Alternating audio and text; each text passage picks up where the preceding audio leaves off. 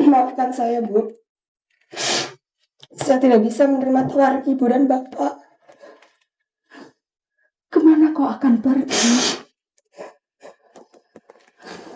Hamidah, kau pernah mengalami rasanya kehilangan, bukan? Sekarang kau mau Ibu mengalaminya juga. Bu,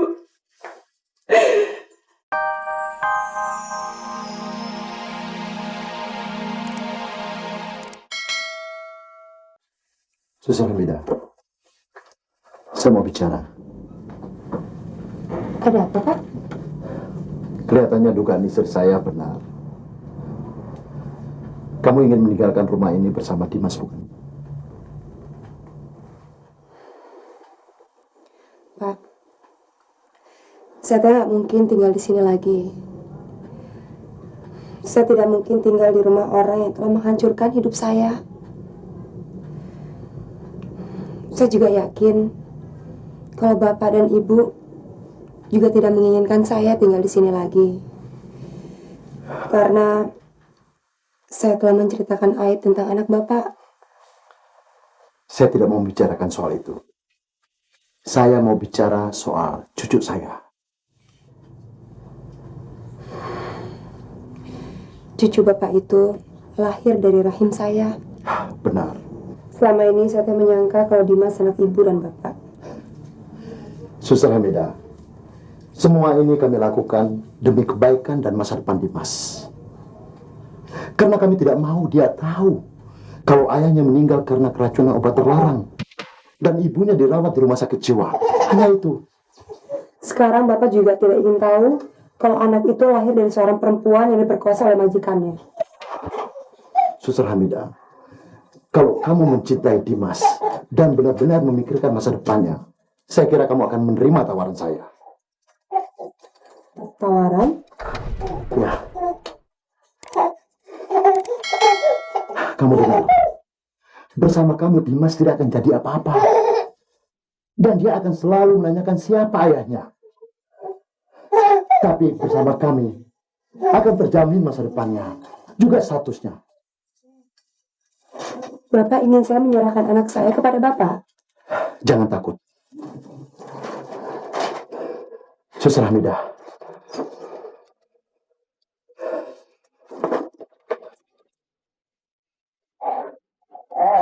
saya sudah siapkan.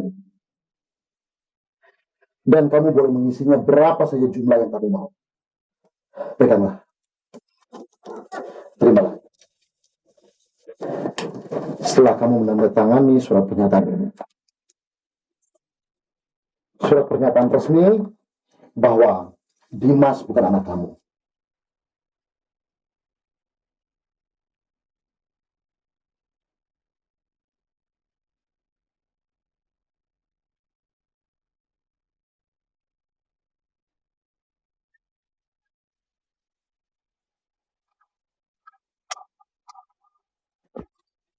Tok,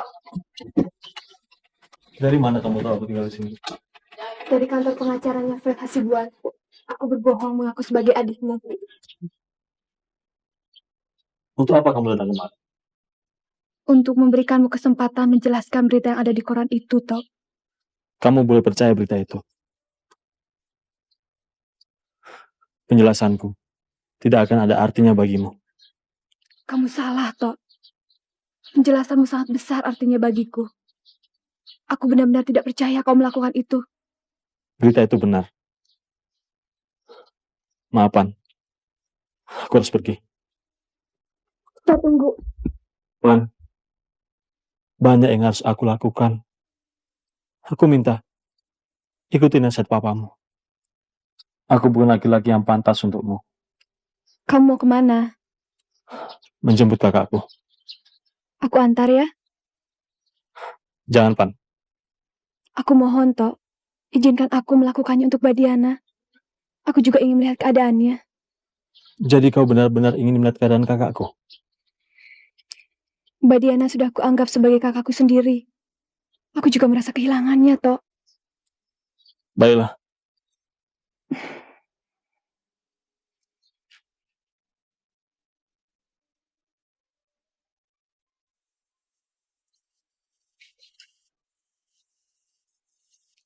Rumah sakit telepon minta persetujuan dari kita, Ma.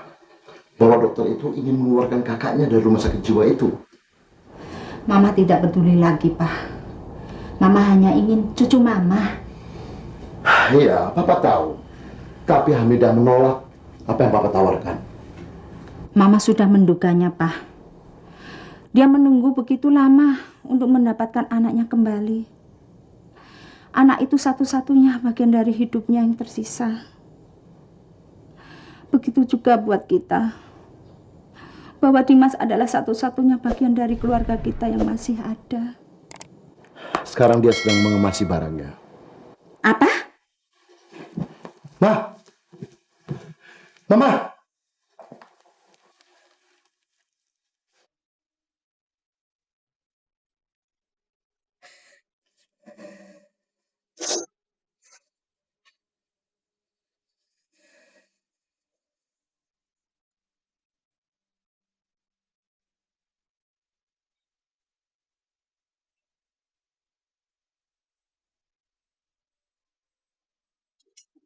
Hamidah? Maafkan saya, Bu. Saya tidak bisa menerima tawaran Ibu dan Bapak. Kemana kau akan pergi? Hamidah, kau pernah mengalami rasanya kehilangan, bukan? Sekarang kau mau Ibu mengalaminya juga. Bu, saya berhutang budi sama Ibu.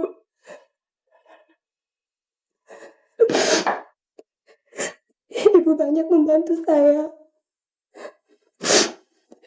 Tapi Dimas anak saya, Bu. Saya tidak mungkin menyerahkan anak saya kepada orang lain karena uang. Maafkan saya, Bu.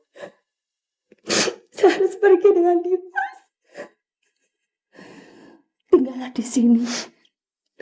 Kau bisa membesarkan anakmu. Dan Ibu juga bisa tetap memiliki cucuku.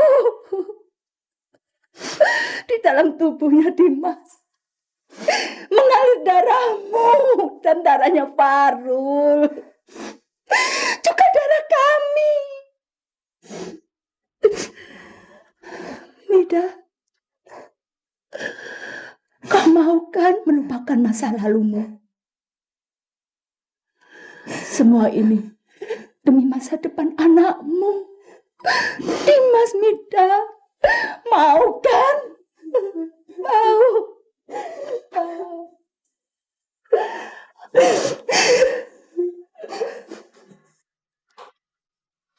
Keluarga Singgi akan membuat surat pernyataan serah terima.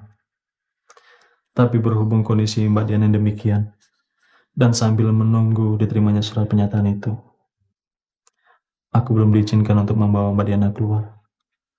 Soalnya ada beberapa formulir yang harus aku isi dan ditandatangani oleh keluarga Singgi. Mereka juga meminta data-data aku, Pan. Lalu kita harus bagaimana, Tok? Entahlah. Tapi aku yakin Mbak Diana pun merasa bersalah seperti aku. Sayang aku lebih kuat. Tapi Mbak Diana, jiwanya terganggu didera rasa bersalah. Aku juga turut bertanggung jawab atas semua kejadian ini, Tok. Pan, aku gak mau kamu terus-terusan merasa bersalah. Akulah yang mengatakan semua perbuatan Mas Fahrul kepada Mbak Diana. Aku juga mengatakan bahwa Mas Fahrul lah yang menghamili pembantu itu. Kalau aku tidak mengatakannya, mungkin Mbak Diana tidak akan menculik bayi itu. Mulai saat ini, kita harus berhenti saling menyalahkan dan mencari penyebabnya. Justru yang harus kita lakukan adalah bagaimana memperbaiki akibatnya. Aku ingin Mbak Diana cepat sembuh, tapi apa masih ada harapan, Tok?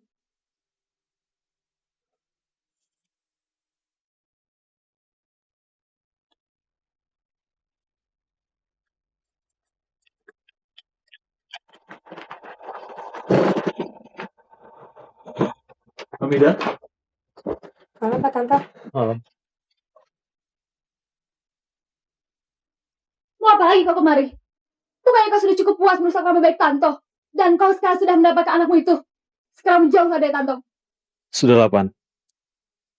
Lebih baik kamu pulang dulu. Papamu tentu mencarimu.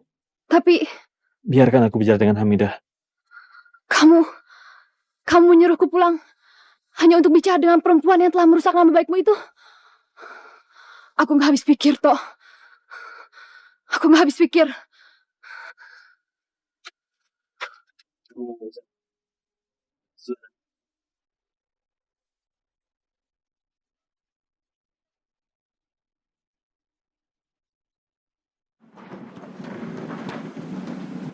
Silakan. Terima kasih. Sekarang, apa yang akan kamu bicarakan? Mereka menginginkan saya dan Dimas tinggal bersama mereka. Jadi menurut Bapak bagaimana?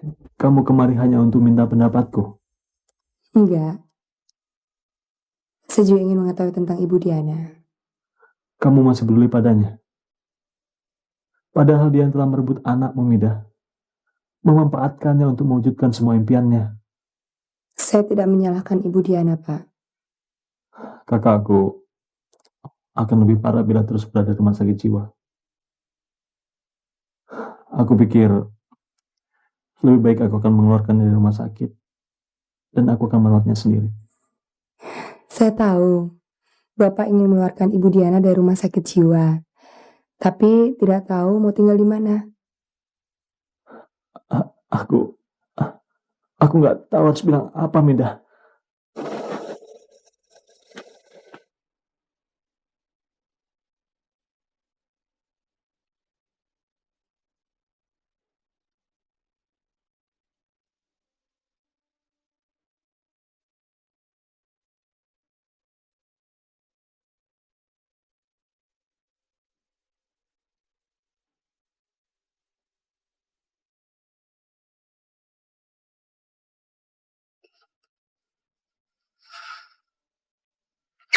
Apa kabar, Van? Dari mana saja kamu seharian? Temani temanmu. Dia datang dari jauh-jauh khusus untuk menemui kamu. Sudah 2 jam dia nunggu.